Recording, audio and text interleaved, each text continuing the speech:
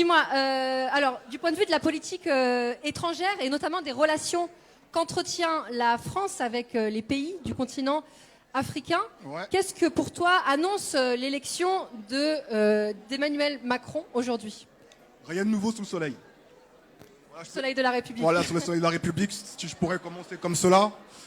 Moi, depuis belle lurette, j'ai fini de me bercer d'illusions quant à la classe politique française, qui a le talent pour justement essayer de démontrer qu'elle a une pluralité d'opinions, une pluralité de programmes politiques au niveau de la politique intérieure française. Mais lorsqu'il s'agit de la politique extérieure, là, il y a véritablement un consensus. Les intérêts stratégiques de la France, sont plus importants que le théâtre auquel nous avons assisté. Et je me permets de dire que ça a été un théâtre pathétique lors de cette dernière élection présidentielle qui a vu la victoire de Macron. Moi, ce que je sais, c'est que la France a des rapports avec l'Afrique et les États africains qui sont des rapports qui ne sont pas animés par le respect des spécificités, par le respect de la souveraineté des États qui composent ce continent. La France a besoin de l'Afrique pour pouvoir maintenir son leadership au niveau international. C'est une question de vie ou de mort. Ça, c'est une réalité. C'est une réalité qui ne date pas d'aujourd'hui, qui date de plusieurs décennies. Donc, en ce qui concerne les Africains, qu'ils soient sur le continent ou en France, moi, je peux comprendre que les Africains, qu'ils soient du Nord ou de l'Afrique subsaharienne, aient une opinion par rapport à la France, par rapport aux élections présidentielles, et envie d'apporter leur pierre à l'édifice pour changer la donne. C'est quelque chose qui est légitime. Parce que bon nombre d'Africains sont nés en France, peuvent se considérer comme Français, peuvent justement s'imaginer un avenir dans ce pays. Toutefois, leur avenir dans ce pays est conditionné aux réalités africaines, au fait que l'Afrique doit sortir de l'ornière. C'est pour ça que moi, je suis devenu militant panafricaniste. Je suis arrivé en France, j'avais 3 ans. J'ai fait tout mon parcours, comment dirais-je, d'être humain dans ce pays. Mais toutefois, je n'ai pas oublié mes origines. Je me suis intéressé à la condition de l'Afrique dans son ensemble. Lorsque je vois aujourd'hui et ça ne date pas nécessairement d'aujourd'hui, mais que le Front National a développé son idéologie, a développé sa raison d'être sur l'immigration, une immigration qui a été construite de manière objective, de manière scientifique, par l'appauvrissement des États africains, par la captation des pouvoirs, par le déni des populations. Les populations sont venues en France. Je prends mon exemple personnel. Je fais en fait une petite entorse. Généralement, je ne parle pas beaucoup de moi. Je suis issu d'une famille. Mon père a été condamné à mort. Nous sommes arrivés en France en tant que réfugiés politiques. Mon père était un activiste politique au Togo. Le Togo a été justement pris d'assaut par la famille Eyadema, père, et depuis 2005 par son fils. Mon père a dû quitter son pays pour arriver en France en tant que réfugié politique. D'accord. Ok, pas de problème. Donc, je disais que mon père a été condamné à mort par le régime dictatorial togolais. Il est arrivé en France avec ma mère et mes frères et sœurs en tant que réfugiés politiques. Nous avons dû vivre ici alors que mon père n'avait pas forcément envie de venir là. Il y a des populations africaines et autres qui sont obligées de quitter leur pays pour des raisons économiques, pour des raisons de guerre, pour pouvoir trouver un meilleur avenir. Certains veulent arriver en France. Le Front National, la droite fait son lit de cette situation pour pouvoir justement dresser les communautés les unes contre les autres. Index des populations, index des communautés, pour dire qu'aujourd'hui la France n'a plus les reins solides pour pouvoir accueillir des communautés entières. Les populations qui sont ici, qui sont nées françaises, d'origine étrangère, qui ont justement participé au développement de ce pays, sont aujourd'hui fustigées par leurs origines ethniques, par leurs origines religieuses. Voyez aujourd'hui que le deuxième tour de l'élection présidentielle a été en fait le théâtre de Macron, qui est un ovni politique. Il est justement du sérail, c'est l'héritier de Hollande. Il essaye de se présenter comme étant quelqu'un qui présente une nouvelle alternance, un nouveau programme politique. Mais on sait pertinemment que c'est la continuité. Que Macron, par rapport à l'Afrique, continuera à défendre les intérêts stratégiques de la France. Et que ce n'est pas par le truchement de Macron ou même de Le Pen s'il avait été au pouvoir, parce que j'ai vu que certains Africains, par rapport à Le Pen, estimaient que, par rapport à tout ce que nous avions connu, qu'il était de bon ton de croire à ce que Le Pen puisse changer la donne en Afrique. Parce que Le Pen, dans son calcul politique, a compris que, en attirant le vote d'Africains sur la nationalité française, elle pouvait espérer arriver à la plus haute magistrature de l'État. Cela n'a pas été le cas. Et donc aujourd'hui, un parti qui est résolument raciste, qui l'a prouvé ces dernières décennies, a essayé de draguer des Africains français pour pouvoir arriver justement au pouvoir. Cela n'a pas réussi. Macron, lui, fait partie d'une mouvance, même si aujourd'hui ils sont des partis, et qui ne veut plus être dans la lignée du PS. Mais on sait pertinemment que c'est le cas. Ne va pas changer la donne en Afrique. Il ne va pas changer la donne comme Hollande ne l'a pas changé. Donc pour les pays africains, cela doit venir de la société civile. Des énergies de la société civile, des femmes et des hommes résolument convaincus que l'Afrique sortira de l'ornière que par leur mobilisation, que par leur volonté de changer la donne. Voilà ce que j'avais à dire pour l'instant. Merci Nabouati.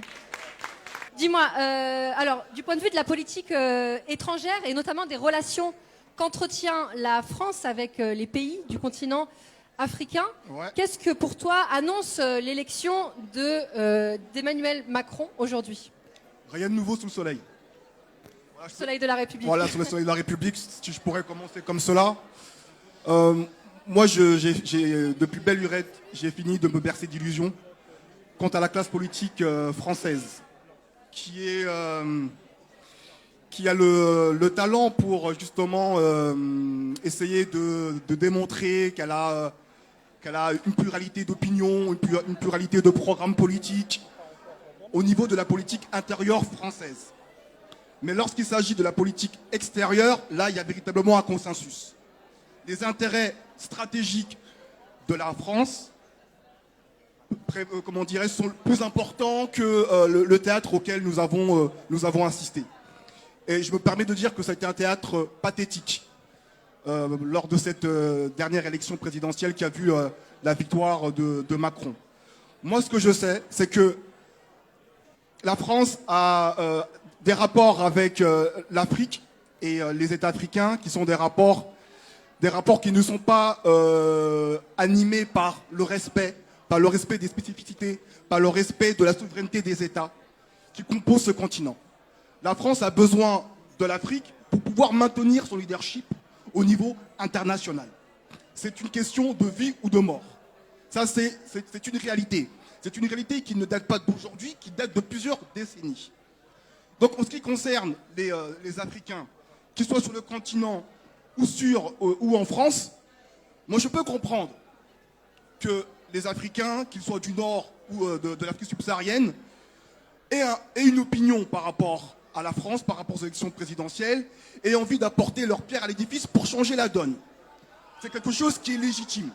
Parce que bon nombre d'Africains sont nés en France, peuvent se considérer comme Français, peuvent s'imaginer un avenir dans ce pays. Toutefois, leur avenir dans ce pays est conditionné aux réalités africaines, au fait que l'Afrique doit sortir de l'ornière. C'est pour ça que moi, je suis devenu militant panafricaniste. Je suis arrivé en France, j'avais 3 ans. J'ai fait tout mon parcours, d'être humain dans ce pays. Mais toutefois, je n'ai pas oublié mes origines. Je me suis intéressé à la condition de l'Afrique dans son ensemble.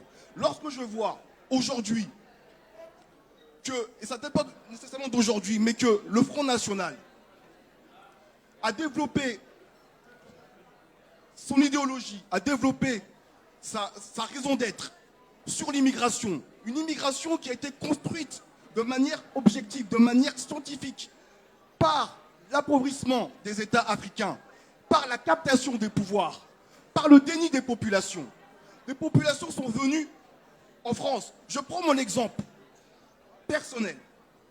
Je fais en fait une petite entorse. Généralement, je ne parle pas beaucoup de moi. Je suis issu d'une famille. Mon père a été condamné à mort. Nous sommes arrivés en France en tant que réfugiés politiques.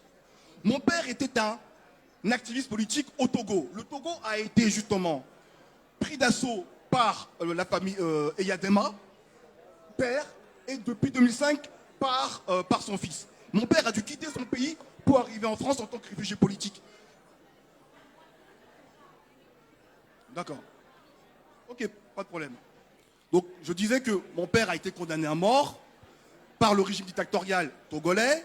Il est arrivé en France avec ma mère et mes frères et sœurs en tant que réfugié politique. Nous avons dû vivre ici alors que mon père n'avait pas forcément envie de venir là. Il y a des populations africaines et autres qui sont obligées de quitter leur pays pour des raisons économiques, pour des raisons de guerre, pour pouvoir trouver un meilleur avenir. Certains veulent arriver en France. Le Front National, la droite fait son lit de cette situation pour pouvoir justement dresser les communautés les unes contre les autres. Index des populations, index des communautés, pour dire qu'aujourd'hui la France n'a plus les reins solides pour pouvoir accueillir, comment dirais-je, des communautés entières. Les populations qui sont ici, qui sont nées françaises, d'origine étrangère, qui ont justement participé au développement de ce pays, sont aujourd'hui fustigées par leurs origines ethniques, par leurs origines religieuses. Voyez aujourd'hui que le deuxième tour de l'élection présidentielle a été en fait le théâtre de Macron, qui est un ovni politique. Il est justement du sérail, c'est l'héritier de Hollande. Il essaye de se présenter comme étant quelqu'un qui présente une nouvelle alternance, un nouveau programme politique. Mais on sait pertinemment que c'est la continuité. Que Macron, par rapport à l'Afrique, continuera à défendre les intérêts stratégiques de la France. Et que ce n'est pas par le truchement de Macron ou même de Le Pen s'il avait été au pouvoir, parce que j'ai vu que certains Africains, par rapport à Le Pen, estimaient que, par rapport à tout ce que nous avions connu, qu'il était de bon ton de croire à ce que Le Pen puisse changer la donne en Afrique. Parce que Le Pen, dans son calcul politique, a compris que, en attirant le vote d'Africains sur la nationalité française, elle pouvait espérer arriver à la plus haute magistrature de l'État. Cela n'a pas été le cas. Et donc aujourd'hui, un parti qui est résolument raciste, qui l'a prouvé ces dernières décennies, a essayé de draguer des Africains français pour pouvoir arriver justement au pouvoir. Cela n'a pas réussi. Macron, lui, fait partie d'une mouvance, même si aujourd'hui ils sont des partis, et qui ne veut plus être dans la lignée du PS, mais on sait pertinemment que c'est le cas, ne va pas changer la donne en Afrique. Il ne va pas changer la donne comme Hollande ne l'a pas changé. Donc pour les pays africains, cela doit venir de la société civile. Des énergies de la société civile, des femmes et des hommes résolument convaincus que l'Afrique sortira de l'ornière que par leur mobilisation, que par leur volonté de changer la donne. Voilà ce que j'avais à dire pour l'instant. Merci Nabouati.